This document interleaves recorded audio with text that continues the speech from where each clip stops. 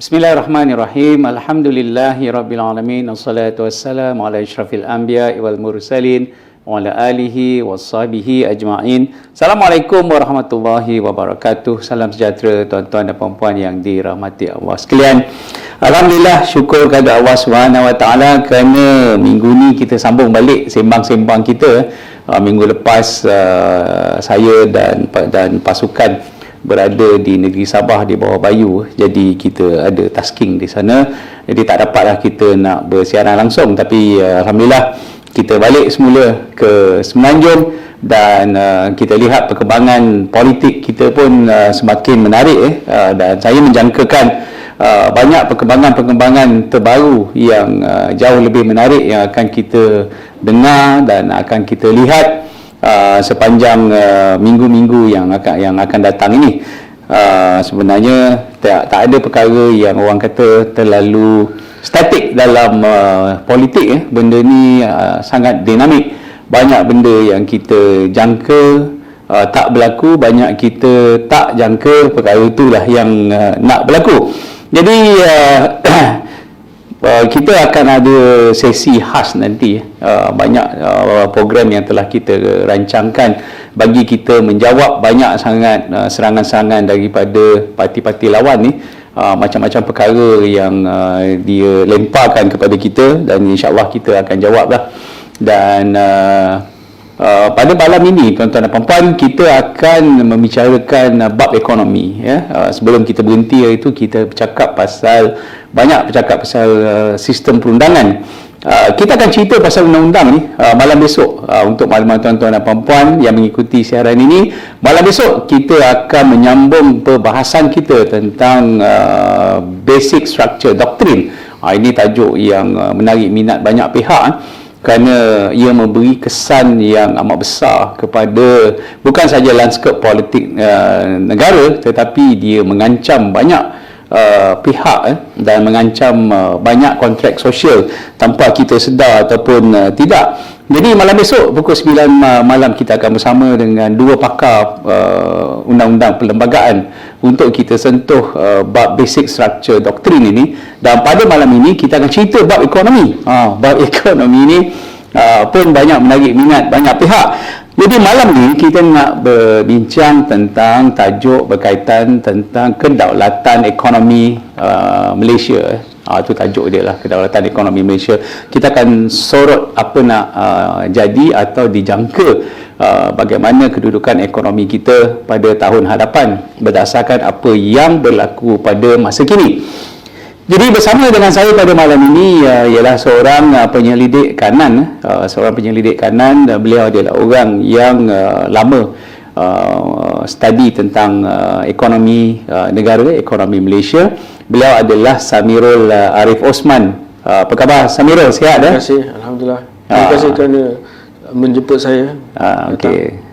Dia orang muda kita, kita tampilkan anak muda kita untuk kita tanya tentang ekonomi. Biasanya bab ekonomi ni kita panggil senior-senior. Hari ini kita panggil senior juga, tapi di kalangan anak muda. Baik, Samirul sebagai pembuka bicara boleh Samirul cerita sedikit tentang latar belakang perjalanan karier Samirul sebelum ini. Silakan. Okey. Saya berkhidmat dengan sebuah badan pemikir ekonomi sebelum ini, Institut Pendidikan Ekonomi, selama 12 tahun. Jadi saya nak nyatakan di sini, bila kita badan pendidikan ekonomi yang ini adalah untuk kesejahteraan rakyat. Kalau ekonomis di bank atau di firma pelaburan, dia fikir untuk buat untung. Jadi ekonomi untuk public policy ialah untuk kebaikan semua.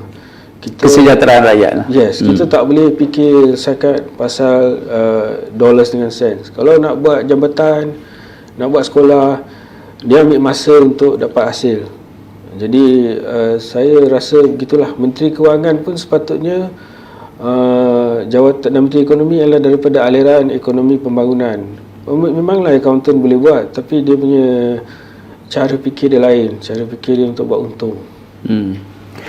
Ini menarik tentang apa yang Samirul sebutkan. Perkara ini ini banyak juga disebut oleh netizen di luar sana. Kadang-kadang ada yang berkata apakah mengurus ekonomi negara sama macam kita nak mengurus sebuah bank. Komen Samirul. Di bank tu ialah bottom line, dia kena untung sebab tanggungjawab dia ialah kepada pemegang saham. Jadi mestilah dia tengok dia punya cara fikir begitu. Tetapi untuk sesebuah negara tidak begitu, sebab dia untuk kesejahteraan.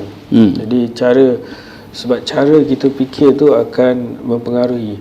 Kalau dahulunya ekonomi di barat, bila belajar ekonomi, dia perlu ada falsafah. Falsafah dahulu, kemudian baru ekonomi. Adam Smith pun dia tulis buku Theory of Moral Sentiments, barulah dia cerita yang lain kemudian.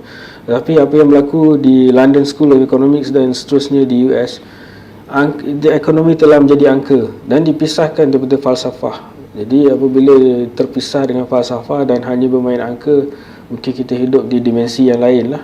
Itu saya punya ulasan ringkas lah. Okey, baik. Kalau kita tengok keadaan ekonomi kita hari ini, bermula daripada 2018. 2018 kita melihat satu perubahan atau anjakan paradigma yang besar, di mana perkara-perkara yang kita tak pernah ataupun tak mungkin lakukan tetapi ia dilakukan. Contohnya perkara yang berani dilakukan oleh Pakatan Harapan pada 2018, iaitu menunaikan janji mereka. Antara satu-satunya janji mereka yang mereka laksanakan iaitu dengan menghapuskan GST. Yang ini interesting, saya nak cerita dulu bab GST ni. Kenapa? Sebelum mereka menghapuskan GST, mereka mengambil satu lagi langkah drastik, iaitu dengan memberi tax holiday selama 3 bulan. Kemudian mereka hapuskan GST. Mungkin Samirul nak komen dari sudut itu. Ini saya panggil, ini kawan-kawan saya itu daripada Coalition of False Hope lah. Orang putih kata false hope, yang boleh translate sendiri dalam bahasa Melayu, dan juga broken promises. Ya, bila bagi cuti, cukai dan sebagainya, hutang negara meningkat.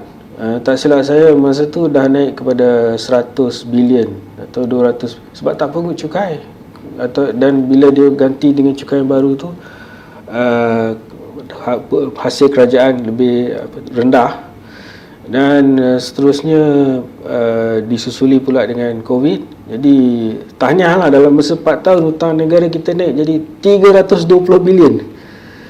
Dulu 600 bilion lebih je. Jadi sekarang 1 trilion. Jadi saya ucapkan congratulations, in 4 years you managed to increase our debt by 320 billion.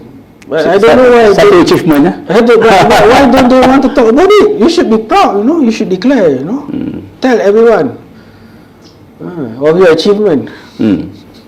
He overachieve lah. Overachieve. I have never seen anywhere else in the world gitulah. Baik, walaupun perkara ini cuba dipendam daripada pengetahuan umum tentang hutang negara ni. Pada satu ketika hutang negara ni dimomok-momokkan pada 2018 sudah pun melebihi 1 trilion. Tetapi akhirnya yang resminya yang boleh ditengok di Hansard Parlimen adalah 686 bilion dan akhirnya dalam masa 4 tahun dia sudah melebihi 1 trilion. Baik, isu je di sini. Apakah impak hutang negara yang besar ini kepada negara rakyat Malaysia? Okey, dia kalau kita ada reserve yang besar macam Singapura atau Japan, kita boleh terus hutang. Tapi kita punya reserve tak adalah besar sangat, tapi tak adalah kecil sangat. Kita ada sekarang lebih kurang 108 bilion US, cukup untuk 5 atau 6 bulan import tertangguh. Singapura 600 bilion tak silap saya, dengan Japan dia antara top 5 lah. Itulah Japan, Singapura, China. Jadi masalah dia sekarang kita punya revenue kurang. Kita punya revenue, apa sumber revenue kita? Income tax. Income tax tu tak sampai 1 juta orang boleh bayar income tax. Okay. And then kita punya corporate tax rendah. Dalam corporate tax kita tak ada value added tax. Mana government punya revenue? Government revenue is very low. Jadi ini reflected by satu ratio, nama dia debt servicing ratio, dah naik jadi 18%. Maksud dia untuk RM1 revenue 20 sen tu untuk service debt lah. It's quite tu lah. Kalau revenue banyak tak apa, kalau reserves banyak tak apa, tapi tak banyak reserves okey lah, tak adalah macam Sri Lanka semua. Jadi if you can increase but you want to increase the revenue, last time you going kill off the GST. I don't understand why. Okey.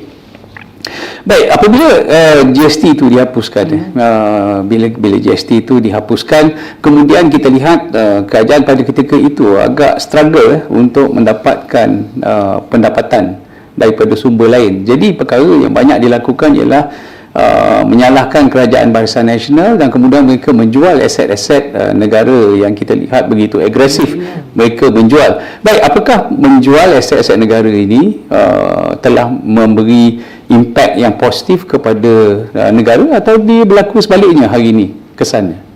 Itu saya pun tak tahu kepada siapa dia jual, apa tujuan dia jual, apa manfaat kita dapat. Tapi saya tahu bila tak dapat cukai, saya tahu hasil cukai Petronas ada bantulah dari segi bantuan kewangan. Sepatutnya kalau kita pegang aset tu kita boleh dapat pulangan. Saya tak tahu, mungkin sebab masalah kecairan tunai ke apa, itu saya tak selidik benda tu. Saya rasa itu langkah kurang bijak lah. Sebab kita ambil masa untuk buat tu, ini sekelip mata kita dispose. Okey, baik. Hari ini di mana negara kita, di mana Malaysia dalam pergelutan ekonomi yang sedang dihadapi oleh rakyat? Dia macam ni, bila cerita pasal ekonomi, bila kita kita tengok dari kacamata siapa ya. Kalau dari kacamata negara, keadaan terkawal, ekonomi berkembang betul, dan hutang terkawal, cuma kita ada guna tenaga yang penuh, unemployment is less than 4%. Untuk corporate pula lumayan. Kalau tak lumayan, dah ramailah orang yang gulung tikar tu tinggal. Tapi yang menjadi masalah sekarang ialah pada isi rumah. Jadi kita kena faham tiga ni benda yang berbeza. Jadi saya nak bagi satu angka National Income Share, tapi benda ni daripada sebelum COVID. Saya tak tahu lepas COVID macam mana. Jadi kalau tengok bottom 40, masa tu bottom 40 ialah 3,000 ke bawah. Daripada National Income Share dia dapat 17%. Bottom 40. Kemudian middle 40 dikira 6,500 dia begitu. Dia dapat 38%. Dan selebihnya top 20 dia dapat 45%. Jadi kita tengok apa income share ni daripada pendapatan lah. Ada satu lagi wealth tu pemilikan rumah semua tak kira ni. So income share tengok top 20 get 45% and the rest bottom 40 get the least. And then kalau kita tengok masa itulah Bank Negara punya decent living wages, dia kata living untuk hidup selesa, 2,700 is for adult, single adult not married, 4,000 for married without children, 4,500 itu, 6,000 is for married with one child. Ini household income pendapatan isi rumah. Dia mungkin sekarang dah berubah lah. Jadi kita tengok daripada M40 tu 20% dah tak fit this definition. Jadi sebenarnya 60% of the population is getting low wages. So we are on track to become a high income economy. Yes, at one time.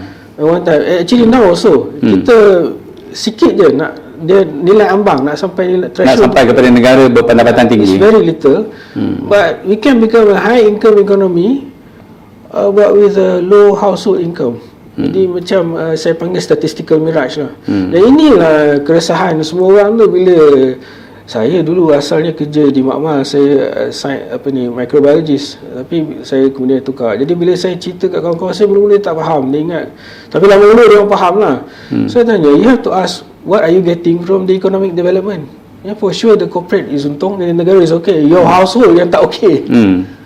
Bagi saya cakap corporate, dia making money lah. Making money, the tax is low. Itulah antara sebab kita punya revenue, government revenue kurang. Okey. Baik, saya nak bawa satu persoalan dekat sini.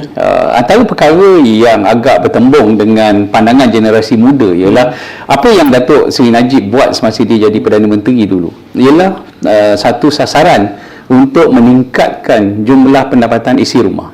So take home money take home money tu dia nak tingkatkan. Itu yang dia gagaskan supaya ada kita ni menjadi negara yang berpendapatan tinggi, high income nation.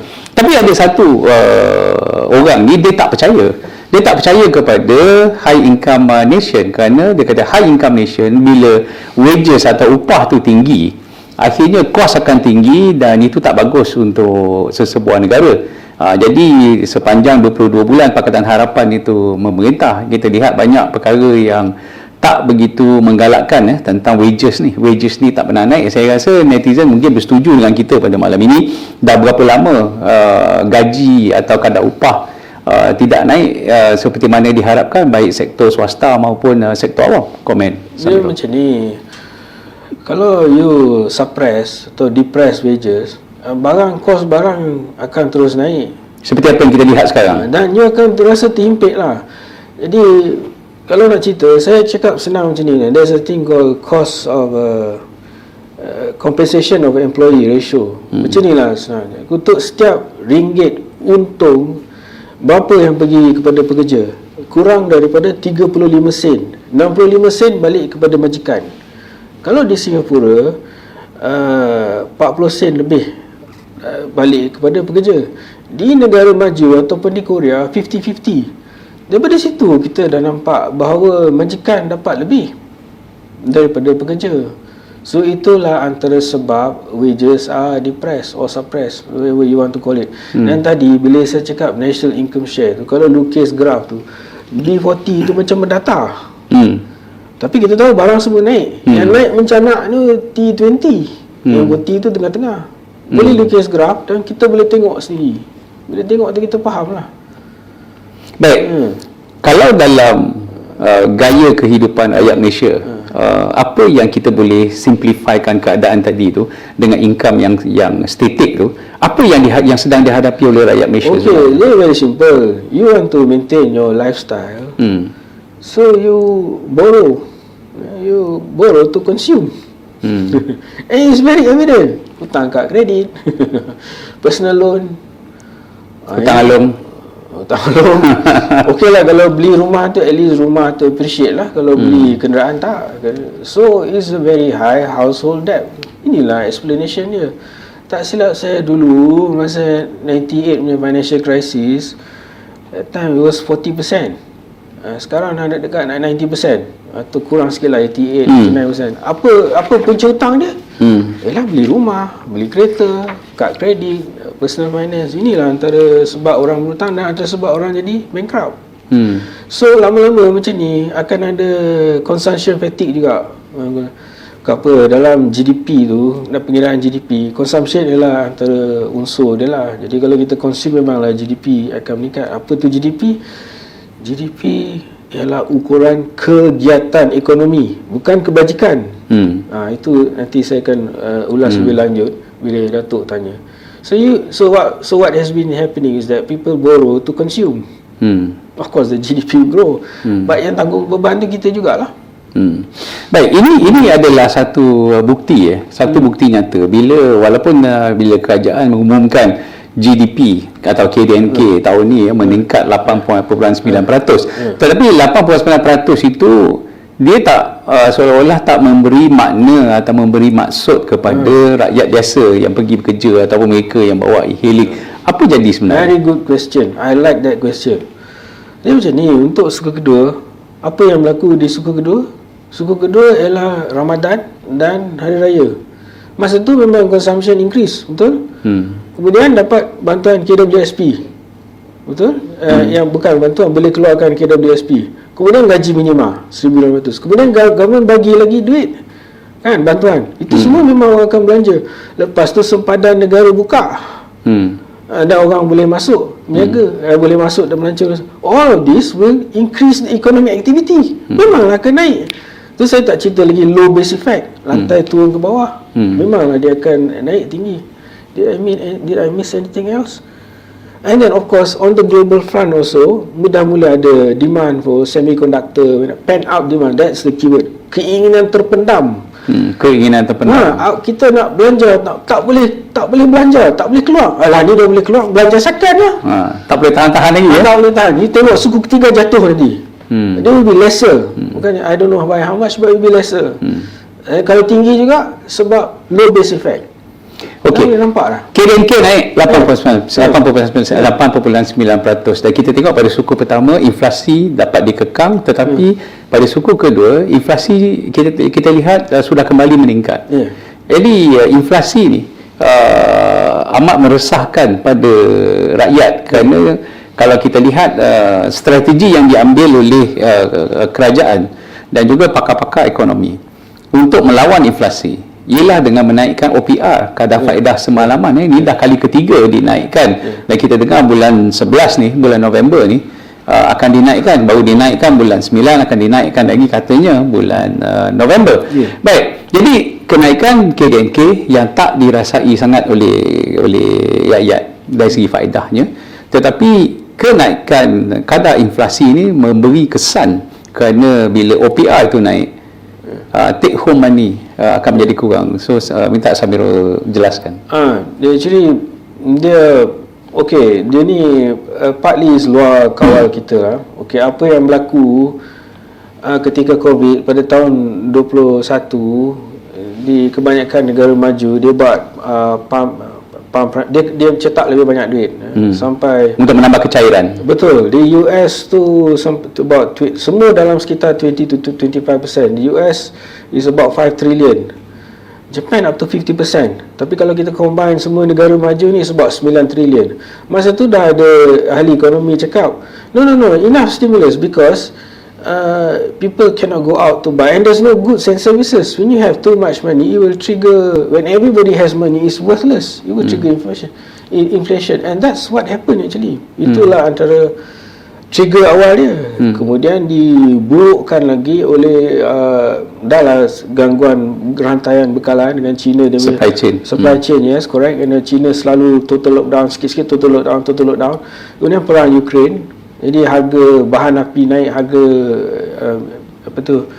minyak naik, makanan naik semua dan sebagainya. Input pertanian naik. Jadi berlakulah inflasi di sana. Dan sana dia mula menaikkan OPR secara agresif. Jadi apabila itu berlaku, dana daripada pasaran memuncul, emerging markets macam Malaysia akan keluar because interest rate differential. And diburukkan oleh ketidaktentuan. Kawan saya yang kerja dekat stock market, dia cakap dulu 2018 foreign holdings tinggi, over 24%. Sekarang dah below 20%. It's a very clear proof of the political uncertainty. And when you have the finance minister yang suka buat statement yang pelik-pelik, jadi investors are spooked and they will dump their shares and run. Now back to this case, all this bickering and uncertainty we have will aggravate the situation. So partly is because of the pulangan yang lebih menarik di negara maju untuk dia letak duit di sana, dan kemudiannya diburukkan lagi oleh ketidaktentuan dan kecelaruan dalam politik kita. Jadi itulah antara sebab nak kawal inflasi saya cakap lepas ni. Tapi itulah yang antara yang mencetuskan. Dan untuk Malaysia, kita adalah small open economy integrated into the world system.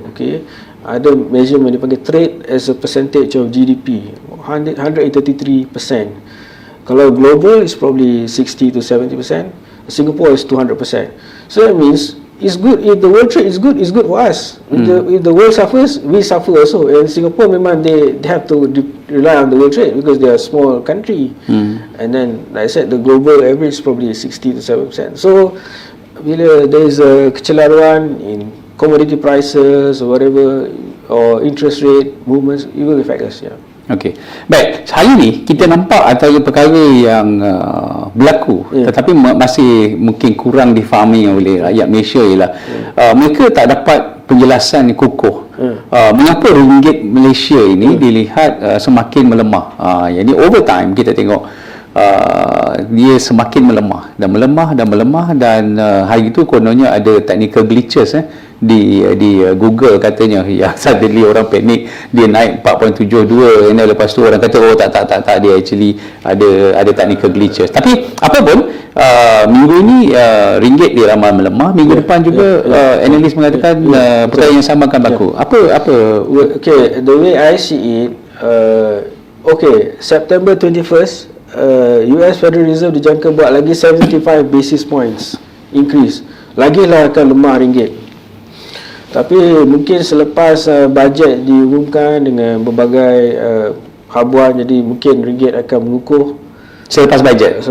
Tapi apa yang berlaku selepas itu ialah tergantung kepada apa yang berlaku di US dan juga perang Ukraine. Sebab kalau Rusia potong bekalan gas untuk musim sejuk ni, habislah Europe. Inflation boleh naik sampai 22%. Nah, memang kita pun tersangkut lah sekali. Ada orang kata nak tambat ringgit, tapi adalah beberapa perkara yang harus diperhatikan. Tapi apabila kita tambat ringgit, kita kehilangan kebebasan untuk kawal dasar monetary. Kita akan mirror kepada US. Biasa kita tambah pada US. Adalah beberapa perkara. Dari tahun 98 dia ada dua, dia ada capital controls dan currency controls. Jadi benda tu bukan magic. Dia tak boleh abracadabra tu je. Adalah if you want to do that lah. Now saya rasa boleh jugalah saya tambah sikit pasal nak kawal inflation. So economics ni is about demand and supply. Jadi bila kita kawal interest rate, ini semua kita kawal perbelanjaan keseluruhan. Inilah demand side. Kalau supply side ni kita cuba mempengaruhi pengeluaran dengan perkhidmatan, goods and services, dengan improve productivity. Ada pihak yang kata kita punya productivity tak berapa bagus. Dan tapi kita kena faham juga, we have so many, kita dah terlalu bergantung kepada pekerja asing. Dan ini juga mempengaruhi berapa ramai pekerja asing kita ada. Very good question. Mungkin yang berdaftar 2 juta, tapi kalau kita tengok data daripada Telkom mungkin 6,5 juta. Jadi ada lagi 4. Jadi mungkin untuk setiap seorang ada 2 lagi yang tak berdaftar. Jadi, dan sebenarnya daripada MySejahtera tu kita boleh dapat. Saya ada kawan saya tengoklah data. Data from the first dose of vaccination tu kita dah boleh agak lah berapa ramai. Berapa jumlah sebenarnya mereka? About 5 to 6 million, betul lah. Betul lah. Betul lah. And then from the first dose, and benda yang kita tengok tu kita dah tahu masuk akal. The most are Indonesians, followed by the Bangladeshis, and after that the Pakistanis and all that. Jadi we already know. Dan memang confirm dengan data MySejahtera tu memang confirm. Jadi sepatutnya masa tu kalau kita want to zoom. Jadi ini mempengaruhi productivity. You have so many foreign workers, it will affect kita punya productivity measurement. So tapi nak buat these changes on the reform adjustments, it takes time. Saya bagi contoh lah. Kita buat kilang nak buat sarung tangan. Sampai nak bungkus sarung tangan tu pun kita pakai pekerja asing. Kenapa tak boleh automate je? Di Singapura semua dia automate. Dan asalnya buruh asing ni sepatutnya untuk sektor peladangan dan juga pembinaan. Tapi sekarang dia dah masuk semua sektor. Peruncitan pun ada, pergi kedai makanan segera ada, pergi kedai yang buka 24 jam tu. Boleh sebut lah 7-Eleven semua tu pun ada juga. Pasar burung pun dia juga. So we are over dependent. So saya ada baca World Bank punya recommendation dululah berapa banyak foreign workers yang ideal untuk mencipta kerja untuk rakyat Malaysia. Dia buat kerja yang rakyat Malaysia dan begitulah. Tapi kita sekarang ni dah serahkan banyak benda kepada dia, termasuklah di hotel, di hospital, jururawat pun saya rasa ada orang asing. Jadi we are over dependent. Dan kemudiannya US dollar ni dia begini, kita earn in ringgit tapi kita spend in US dollar. Kenapa boleh jadi begitu? Sebab more than 80% of the world trade is in US dollars. You can't do without it. And external reserves of the currencies of countries are in US dollars. The IMF you simpan mainly in, and oil is traded in US dollars. Betul. So nak tak nak kita akan kena juga imported rate. Cuma saya nak tambah satu, Dato'. Ini China, Iran, Russia, dia dah mula benda called de-dollarization. Dia nak guna dolar untuk dia trade, tapi dia akan guna digital yuan, contohlah. Dan sekarang you are now subject to China punya agenda lah. Apa orang Melayu kata, lari daripada mulut ni masuk, Kira keluar daripada mulut buaya masuk mulut naga. So naga lah, betul lah, China naga lah. So now you have to follow them. Baik, ada beberapa persoalan menarik sebelum kita lanjutkan di situ tentang tenaga kerja asing ni. Jadi dalam satu sisi betul banyak pihak mengatakan kita perlu kurangkan pergantungan dengan tenaga buruh asing. Tetapi apabila PKP melanda, banyak mereka yang telah dihantar pulang, dan negara-negara lain tak buka border, jadi mereka banyak tak boleh masuk. Tapi kita tengok banyak juga rungutan pengusaha-pengusaha yang mengatakan bahawa mereka tak cukup pekerja. Bila tak cukup pekerja ini kononnya menghambat pertumbuhan ekonomi. Persoalan di sini, apakah ruang-ruang kosong itu boleh diganti sama ada dengan pekerja tempatan ataupun penggunaan teknologi? Di mana silapnya sini? Ya, betul. Itulah jawapan dia tu. Sepatutnya diisi dengan pekerja tempatan dan berlaku automation. Tapi kita tak buat benda tu. Kita prefer to go for the cheaper option and use foreign workers. Macam ni lah. Kalau saya bagi data MIDA kan, MIDA, dia cakap Matrix, dia cakap for the first 6 months we exported 870 billion and then we imported 750 billion. Daripada situ dan daripada banyak tempat, kalau kita tengok, kita punya export has a very high import content. Kalau 7.5 tu bagi dengan 8, dah dekat nak 88% or 90% barang import. Ya, barang import. Jadi memanglah itu yang berlaku. Kalau kita punya ekspor pun banyak encik elektronik tu banyak intermediate goods. Jadi tak banyak nilai tambah, dan itulah antaranya sebab ramai pekerja asing. Antaranya lah we should tidak berlaku kecekapan. Cuma saya nak kata dekat sini, Perdana Menteri Benjamin Disraeli, former British Prime Minister, dia kata dia damn lies and statistics. Inilah yang saya suka nak cerita ni. Macam tengok MIDA ni, dia suka cakap investments approved.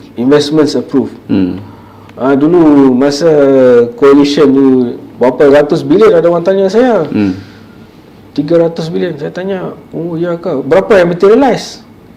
Berapa yang jadi kenyataan? Saya bagi contoh, hari ni saya peniaga coklat daripada Switzerland, saya kata saya nak buka kilang 1 bilion di Selangor. Saya kata je, dia improve lah. Tapi sama ada saya akan buka atau tidak, belum tentu.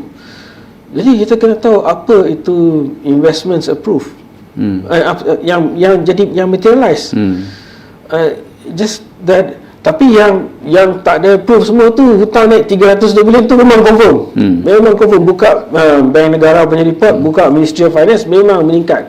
Tak ada, memang ni. So balik kepada MIDA tu pun, kita tengok apa pelaburan yang kita terima. Adakah pelaburan itu banyak menggunakan kadang-kadang dia cakap saya nak bawa masuk pekerja asing, kena ikut. Ataupun dia tak nak bayar cukai, tax holiday, ataupun dia guna teknologi usang yang akan merosakkan alam sekitar.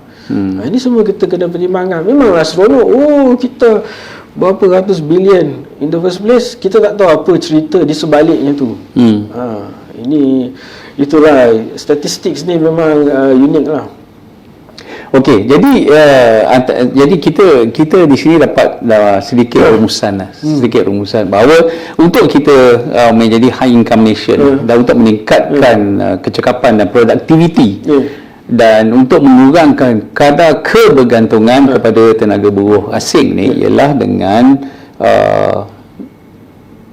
satu langkah, iaitu langkah berani lebih banyak menyerap pekerja tempatan dan automation itu. Kita cerita tentang IR 4.0 ni banyak bagaimana automation dalam IR 4.0 ini, Industrial Revolution, mampu memberi kemudahan dan meningkatkan kecekapan, tapi ini tak berlaku di Malaysia. Di mana silapnya? Ya, betul. Saya cakap tadi unemployment is 4%, less than 4%, so technically is full employment. Saya rasa yang terbaru 3.7. Tetapi unemployment among the youth is high, probably 3 times more. And among the graduates is the highest. It's almost like saying if you are a graduate, you will not be employed. So what is this? You have trained them, you have given them education, and there's no job for them.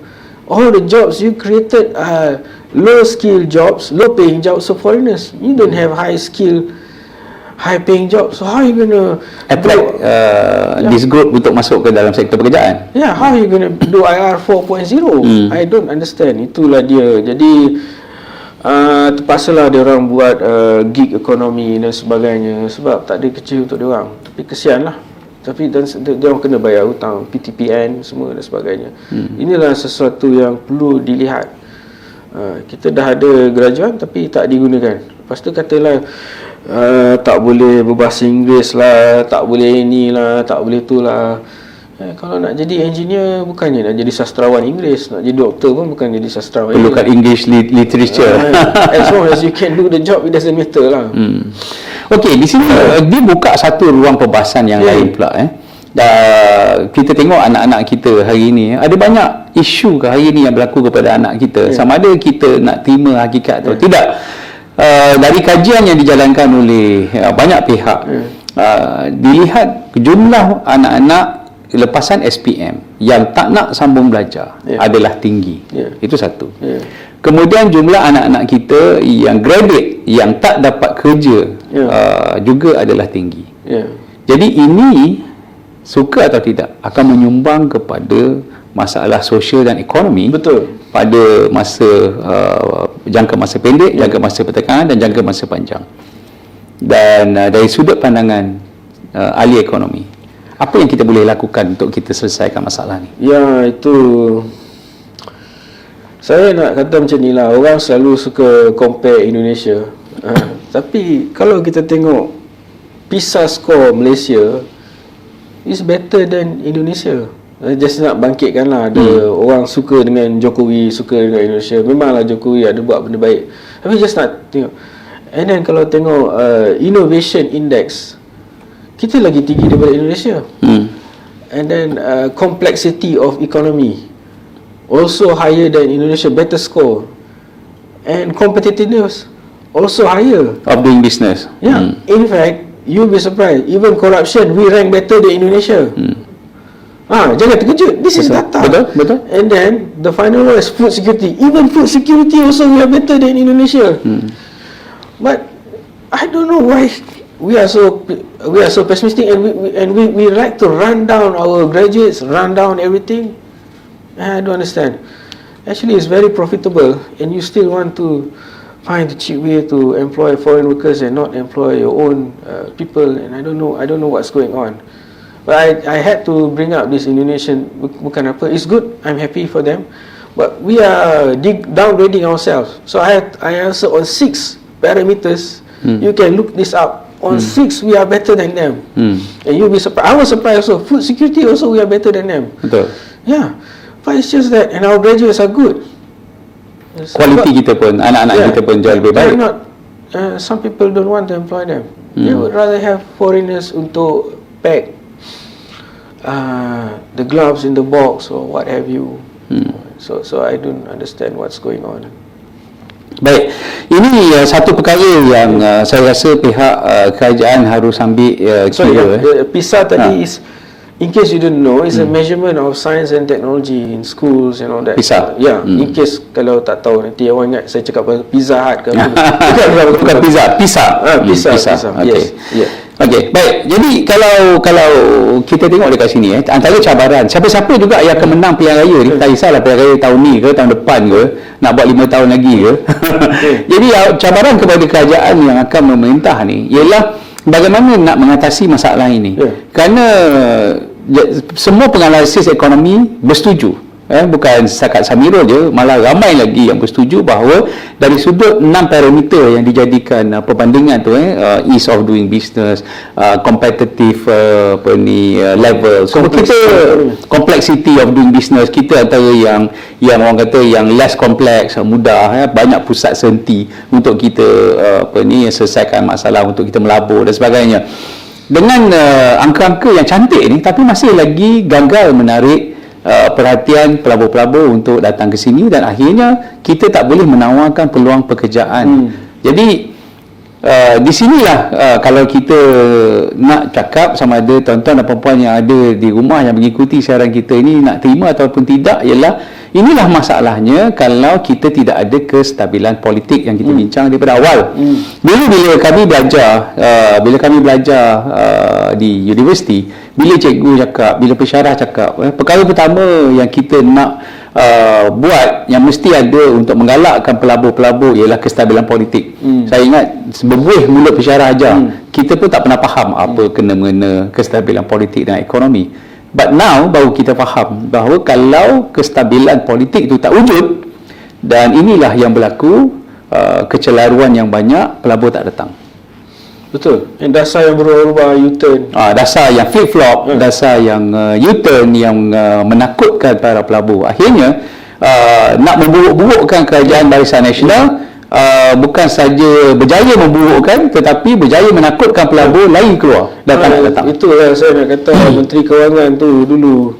Menteri Kewangan tu yang kawan saya tu, dia kata dia accountant, dia bukan accountant. Sebenarnya dia belajar ekonomi. Bila belajar ekonomi, first degree, adalah you boleh lah ambil accounting punya qualification tu. Jadi dia tak lepas pun. He is not a professional accountant. He's not a certified accountant. No, I don't know. Dia cakap banyak. Tapi masa dia jadi Menteri Kewangan, ramailah pelabur yang lari. Dan memang foreign holdings dalam BSKL is proven. 400 bilion You can aliran keluar modal asing. You can ask and it's dropped. So what nonsense is this? Jadi tuan-tuan dan puan-puan, sebab itu kita jangan cerita pasal politik banyak di sini, kerana yang kita nak selesaikan ialah masalah rakyat.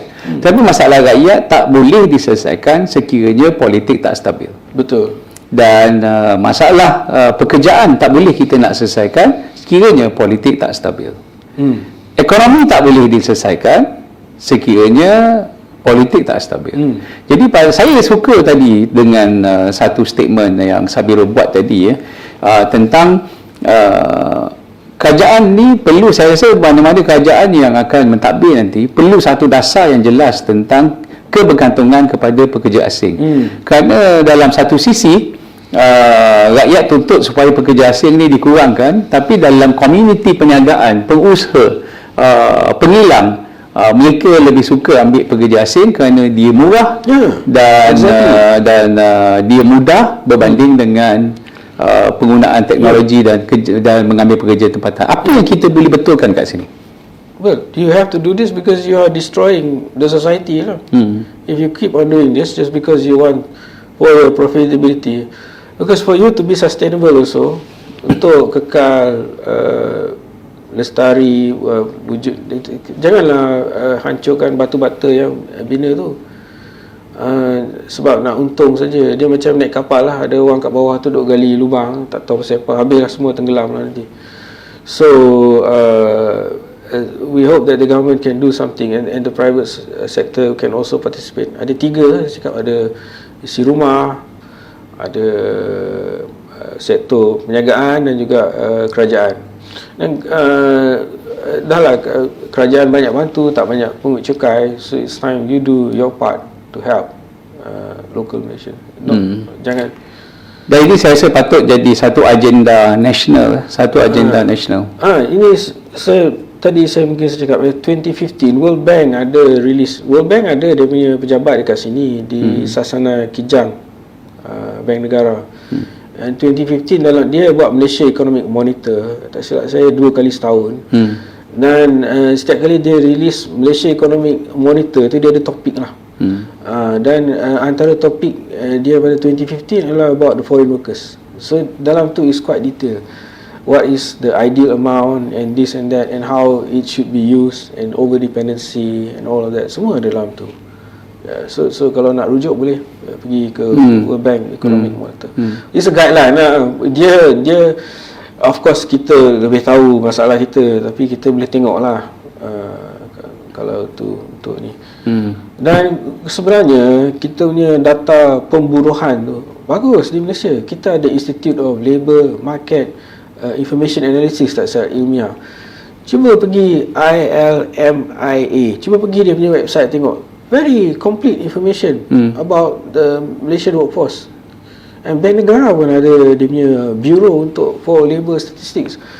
Malaysia adalah antara negara yang banyak information yang kita kumpul, dan ini memanglah bagus untuk, sebab dia kata data now is wealth kan. IR 4.0. Hanya bila kita ada data yang bagus baru kita boleh buat keputusan. Even nak guna Waze pun kena ada map yang betul, data yang betul. Kalau tak, kita sesat lah. Betul. So same thing for the labour market. We have a good ni, and we are also ada banyak undang-undang untuk protect pekerja sebenarnya, untuk jaga kebajikan pekerja. Cuma kita tak nak employ another way. We have Employment Act, we have Trade Union Act, we have Industrial Relation Act, we have SOCSO and all that. They are well protected. Saya pernah berkhidmat di Jakarta, di Indonesia. Kalau saya tengok undang-undang buruh mereka jauh lebih ketat, dan mereka sangat melindungi pekerja-pekerja mereka. Kalau berlaku pemberhentian pekerjaan contohnya, mereka melindungi dengan lebih kuat pekerja mereka berbanding dengan apa yang ada pada negara kita. Jadi mungkin di masa-masa akan datang, saya ingat satu dasar dan polisi yang jauh lebih kukuh dan jelas perlu, supaya pekerja-pekerja kita ni dia boleh rasa sedikit job security lah. Walaupun job security ni nowadays ialah bukan lagi satu mantra, kerana dengan digitalization dan sebagainya, tapi mesti ada satu dasar yang lebih jelas. Kalau tidak, saya rasa in the long run kita masih terperangkap dengan keadaan sekarang. Apabila harga ayam contohnya, kalau kita menggunakan teknologi tinggi untuk kita breed ayam tu dan untuk kita ternak ayam, dan kita tak ada masalah shortage yang macam sekarang ni, kita terpaksa tunggu musim yang panjang, akhirnya telur pun tak ada, ayam pun kurang. Orang kampung pun hari ni nak makan ayam. Kalau dulu kita kat kampung nak makan ayam cari belakang rumah aja, tapi hari ni dekat kampung pun nak makan ayam kena pergi pasar atau pergi kedai beli ayam. So what went wrong dengan sistem yang ada pada hari ini? Grievance procedure tu adalah, kalau you feel that you are not lawfully dismissed, you can go to the Labour Department and under Section 20 of the Industrial Act. Tapi this is after dah kena buang. But yeah, like Datuk said, the policy and all that, majikan, kerajaan, kesatuan sekerja, I hope they can sit down and come up with something, because human capital is everything. Kalau human capital bermasalah, itulah nanti ada yang masuk penjara dan sebagainya. Dia begini, kalau ada krisis ekonomi, kalau human capital dia bagus, the country can rebound balik, because the people can make products, they can make iPhone, they can make something. Innovation, invention. Tapi kalau human capital dia tak bagus, nanti porak-peranda. Kalau ada natural resources pun dia panggil Dutch disease, adalah istilah penyakit Belanda. So rakyat dia akan jadi malas lah. Semua bergantung kepada hasil tu. Jadi human capital is everything actually, kalau kita tengok. Okey, ini adalah satu cabaran mudah-mudahan. Tapi bila Datuk mention ni, saya nak tambah, kita nak jadi high income economy, but there's also another dimension, Human Development Index. Kita sekarang bawa 60. Human Development Index ni ambil kira benda lain, kita punya pendidikan, kita punya taraf kesihatan. Selalunya apabila Human Development Index tinggi, maka dengan sendirinya dia akan jadi high income economy. Tetapi kalau high income economy, belum tentu Human Development Index tinggi, sebab boleh jadi negara pengeluar minyak. Tapi rakyat dia ramai yang masih buta huruf dan sebagainya. I will mention this is a fact. Jadi dia punya Human Development Index dia rendah. Dan dia pun tak tahu jaga kesihatan, sakit, makan tak tentu lah. So itulah Human Development Index is a good measurement. Dan adalah lain-lain measurement because they can contribute to the economy of the country. Why do you want to keep them out? And they can become a burden to you. Okey, outlook untuk 2023. So economic outlook 2023, apa yang Samirul boleh nampak kemungkinan-kemungkinan yang boleh berlaku pada 2023? Itulah dia dua black swan event, ialah US terus naikkan dia punya kadar faedah secara agresif. Saya tak tahu. Dia ada dalam ekonomi, dia panggil benda ni Phillips curve. Dia ada hubungan songsang di antara inflation dan unemployment. Tapi pendek kata, US nak turunkan inflation dia sampai dia nekat kalau unemployment naik 7.5% pun tak apa. Because they really want to cool down inflation. The other one is the war, Russia-Ukraine war. As for Malaysia, di ekonomi kita kena ingat, sebab 2 tahun ni kita punya low base effect. Lantai tu dah turun. Macam mana saya cakap, kalau daripada kosong turun daripada tolak 2, kemudian kita tumbuh kat 4, jadi daripada tolak 2 kepada 4 tu 6. Itulah dia low base effect tu. Dia punya low band. Sebab berlaku penguncupan. Jadi bila angka ekonomi tu tinggi, jangan terkejut. Dia tinggi selepas dia jatuh. And I tell you, some of the angka you tak boleh cipta. Itulah antara bila bilangan kenderaan dijual, macam mana you nak cipta? Memang ada. And then bukan setakat dekat Bank Negara ataupun Jabatan Pengangkutannya, ada Malaysian Automotive Association pun dia orang keep the numbers. And lebih kurang je, tak banyak beza. Ada satu tahun ni ingat, satu is 666, the other is 667,000. You talking about, yelah 1,000 tu mungkin dia lambat kira apa benda-benda. So it's about that, betul lah. So okay, now back to GDP. Saya cakap dia ukuran kegiatan ekonomi.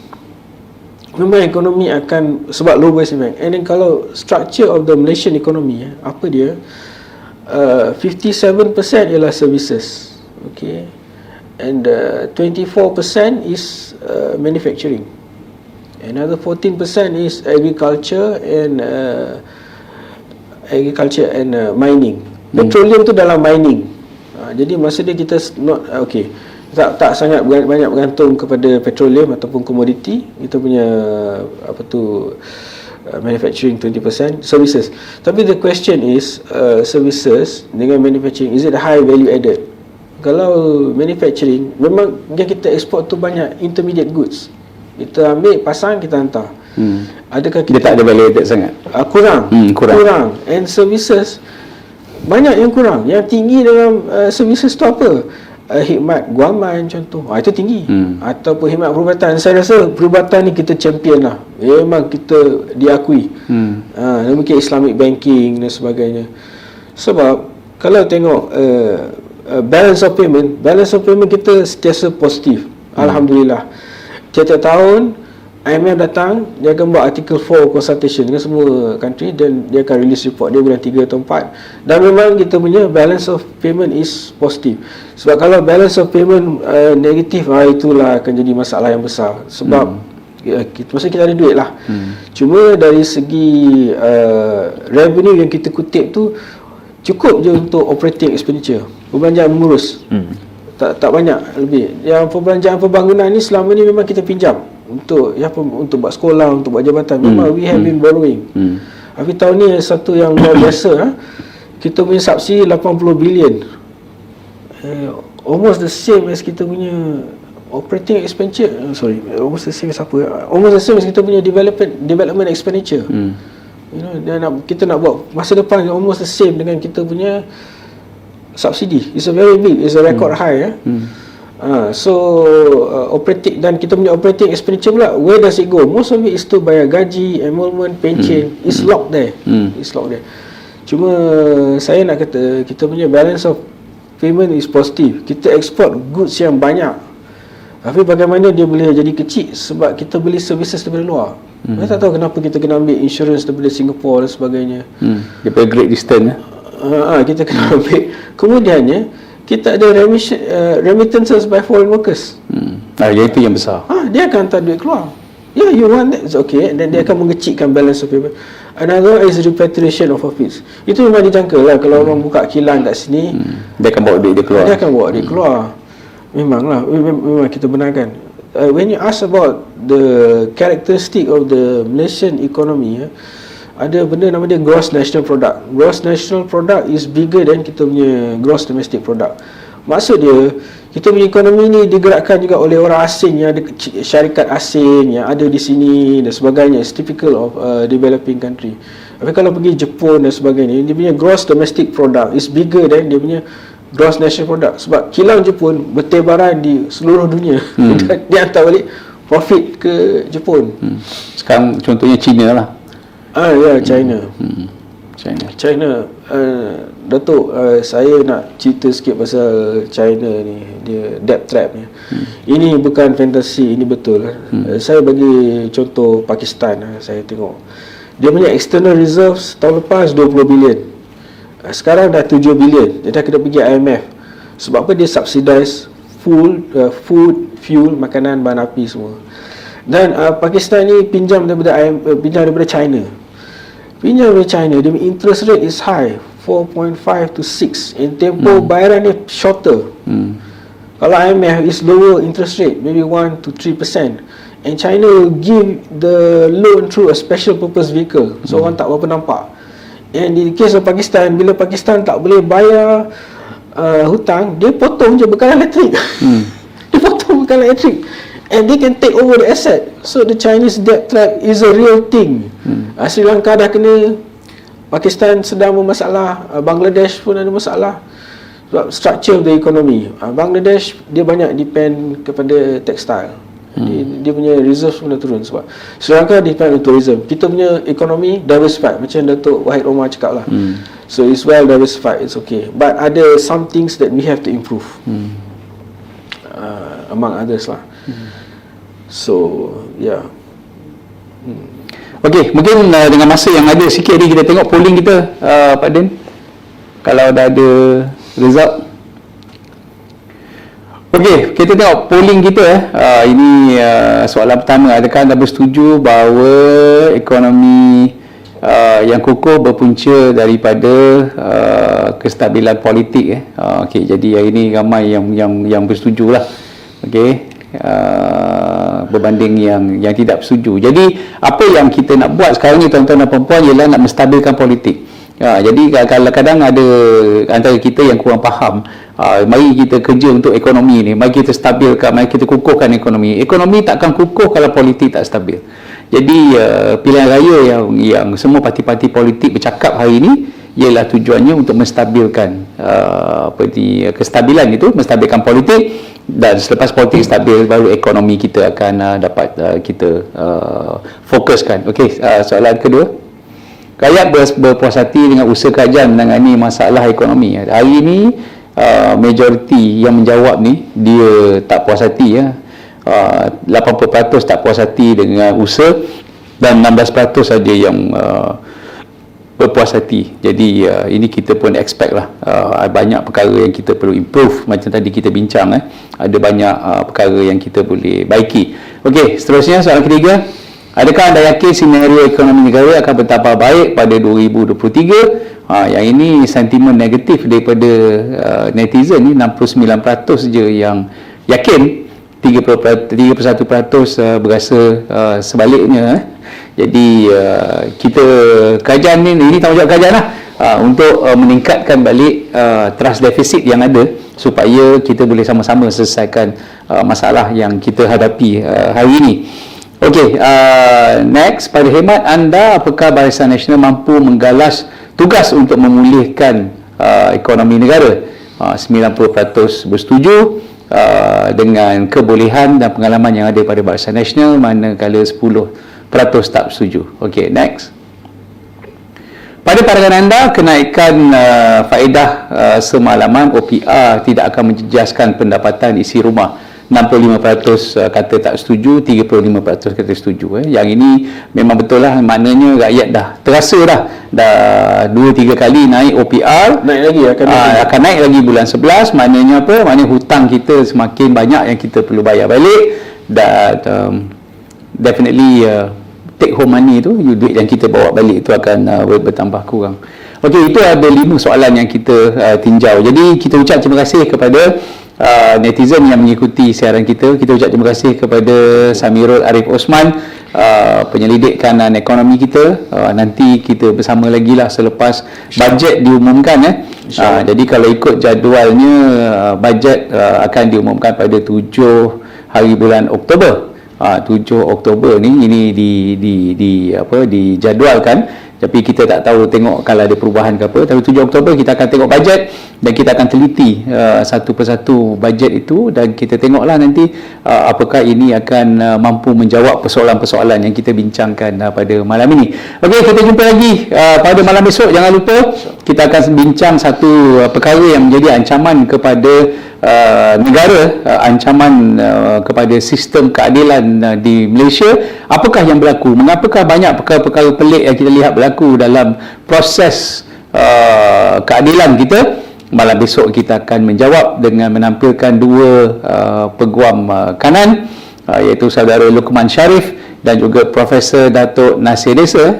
Profesor Datuk Nasir Desa ni adalah mereka yang dia pernah berkhidmat di Jabatan Peguam Negara. Jadi ada banyak perkara yang kita nak tanya. Ini IG untuk malam besok dah keluar. Jadi kita minta ramai-ramai untuk menonton dan kita sembang bab ini. Apa yang berlaku dalam sistem keadilan kita sampai jadi cacar merbah hari ini. Wabillahi taufiq wal hidayah. Assalamualaikum warahmatullahi wabarakatuh. Selamat malam. Salam sejahtera dan terima kasih.